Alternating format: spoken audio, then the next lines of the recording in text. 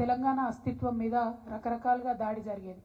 అది మన భాషను అవహేళన చేయడం కావచ్చు, మన యాసను అవహేళన చేయడం కావచ్చు, మన దగ్గర కవులు కళాకారులు లేదనడం కావచ్చు, లేకపోతే మన పాటలు కాకుండా మన పాటలను మరిపించేటటువంటి ఇంకొక పాటలను ప్రభుత్వ వేదికల మీద పాడించడం కావచ్చు, మన పండగలను అవహేళన చేయడం కావచ్చు, మన పండగలకు ప్రాధాన్యత ఇవ్వకపోవడం కావచ్చు, మన దగ్గర ఉండేటటువంటి గంగా జమున తహజీబ్ని అవమానించే విధంగా మాట్లాడడం కావచ్చు.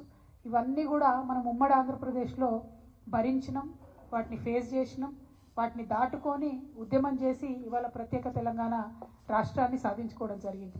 ప్రత్యేక తెలంగాణ రాష్ట్రం సాధించుకున్న తర్వాత కేసీఆర్ గారు పెద్దలు ముఖ్యమంత్రి అయిన తర్వాత మరి చిన్నది పెద్దది అని చూడకుండా అది పాలపిట్ట అయినా, తంగేడు పువ్వు అయినా, జమ్మి చెట్టు అయినా, కృష్ణ జింక అయినా అన్నీ కూడా అధికారిక చిహ్నాలుగా ప్రకటించుకుంటూ, అట్లానే బతుకమ్మ పండుగ అయినా, బోనాల పండుగ అయినా వాటిని రాష్ట్ర పండుగలుగా ఆనాడే కేసీఆర్ గారు గుర్తించడం జరిగింది.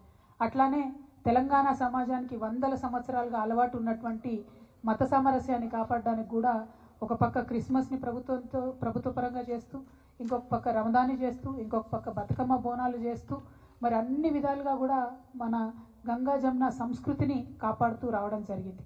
మరి ఇవాళ 10 ఏళ్ళు బీఆర్ఎస్ పాలన తర్వాత ఒక రికార్డ్ లాగా ఒక చిన్న మత కల్లోలం కూడా లేకుండా మనం సాధించుకోవడం జరిగింది. ఇవాళ కాంగ్రెస్ ప్రభుత్వం వచ్చినప్పటి నుంచి ఏం జరుగుతుంది? వచ్చినప్పటి నుంచి రేవంత్ రెడ్డి గారు ముఖ్యమంత్రి గారు ఏం మాట్లాడుతూ ఉన్నారంటే, ఫస్ట్ తను మొదలు పెట్టడమే రాష్ట్ర అధికారిక చిహ్నం మారుస్తాను, ఆ చిహ్నంలోంచి చార్మినార్ తీసేస్తాను, ఆ చిహ్నంలోంచి కాకతీయ తోరణం తీసేస్తాను అనేటటువంటి అంశాలు మాట్లాడడం జరిగింది. మళ్ళీ ఏమైందో, ఎవరు బుద్ధి చెప్పిండ్రో పెద్దగా దాని జోలికి పోకుండా అది విరమించుకున్నట్టుగా అనిపించింది. ఆ తర్వాత మళ్ళీ ఏ పండగ వచ్చినా కూడా దాన్ని చేయకుండా, అంటే రమదాన్ పండుగ వచ్చింది, దానికి తోఫా ఇవ్వలేదు. బతుకమ్మ పండుగ వచ్చింది, మా ఆడబిడ్డలకు చీరలు ఇవ్వలేదు. రేపు క్రిస్మస్ వస్తుంది, దానికి కూడా వాళ్ళు ఏమి ఇచ్చే ఆలోచనలో కూడా కనీసం లేరు.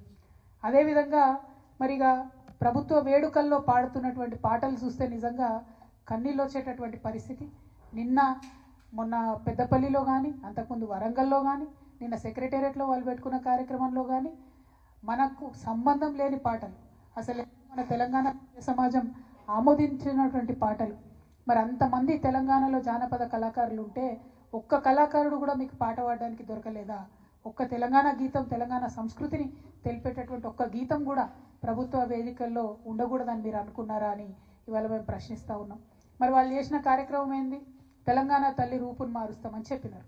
ఎట్లా మారుస్తారండి? ఎందుకు మారుస్తారు? అసలు ఇవాళ అనేకమైన విగ్రహాలు దేశంలో ఉంటాయి. ఒక్కసారి తెలంగాణ ప్రజలందరినీ కూడా ఆలోచించాలని నేను కోరుతూ ఉన్నాను. గాంధీ గారి విగ్రహాలు పెట్టుకుంటాం మన ఊరూరా. ఏం జీవం ఉందని పెట్టుకుంటామండి? ప్రేమ ఉంది కాబట్టి, మనసు నిండా గౌరవం ఉంది కాబట్టి పెట్టుకుంటాం. అంబేద్కర్ వారి విగ్రహాలు ఉన్నాయి, ఊరూరా ఉన్నాయి, కోట్ల సంఖ్యలో ఉన్నాయి. ఎందుకోసం పెట్టుకుంటాం? ఎవరైనా జీవో ఇచ్చిరని పెట్టుకుంటామా? పూలే విగ్రహాలు ఉన్నాయి ఇవాళ, ఎందుకోసం అని పెట్టుకుంటాం? ప్రేమ ఉంది కాబట్టి, గౌరవం ఉంది కాబట్టి పెట్టుకుంటాం. అట్లనే సేవాలాల్ మహారాజ్ విగ్రహాలు పెట్టుకుంటాం. ఎందుకోసం పెట్టుకుంటాం? ఎవరైనా జీవో ఇచ్చిరని పెట్టుకుంటామా? ఏదైనా ప్రభుత్వం ఆదేశించిందని పెట్టుకుంటామా? ఎందుకోసం అని పెట్టుకుంటాం? ఇవాళ సుభాష్ చంద్రబోస్ విగ్రహాలు ఉన్నాయి, దేశం కోసం ప్రాణాలు త్యాగం చేసిండు కాబట్టి ఆయన విగ్రహాలు ప్రజలు మనసారా కోరుకొని ఆకాంక్షించి పెట్టుకుంటారు. మరి శివాజీ విగ్రహాలు ఉన్నాయి, ఇవాళ చాలా పెద్ద ఎత్తున యువతంతా కూడా పెట్టుకుంటూ ఉంటారు కలిసి. ఎందుకోసం పెట్టుకుంటారు? ఎవరైనా జీవో ఇచ్చిరని పెట్టుకుంటారా? మరి తెలంగాణ తల్లి విగ్రహాలు కూడా వేల సంఖ్యలో ఉన్నాయి, ఇవాళ ప్రతి గ్రామంలో ఉన్నాయి, ప్రతి చోట ఉన్నాయి.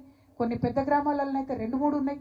ఎందుకోసం పెట్టుకున్నాం? అవి ఆనాడు ఉద్యమంలో మాకు స్ఫూర్తి నింపినటువంటి తల్లి కాబట్టి, అమ్మ కాబట్టి పెట్టుకున్నాం. ఇక భరతమాత విగ్రహాలు ఉన్నాయి, లేవా భరతమాత విగ్రహాలు? దానికి జీవో ఇచ్చిండ్రా? కేంద్ర ప్రభుత్వం జీవో ఇచ్చిందా?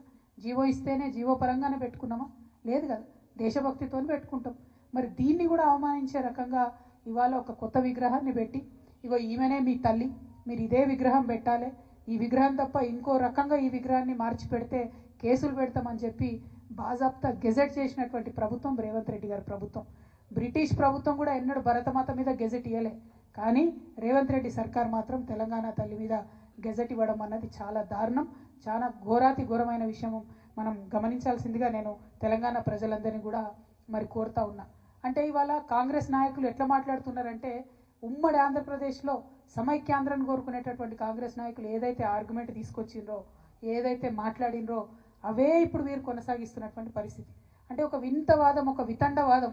దానికి కాంగ్రెస్ వాదం అంటాం మేము, తెలంగాణ వాదం అనం. మీరు కాంగ్రెస్ వాదులు, మీరు తెలంగాణ వాదులు కాదు.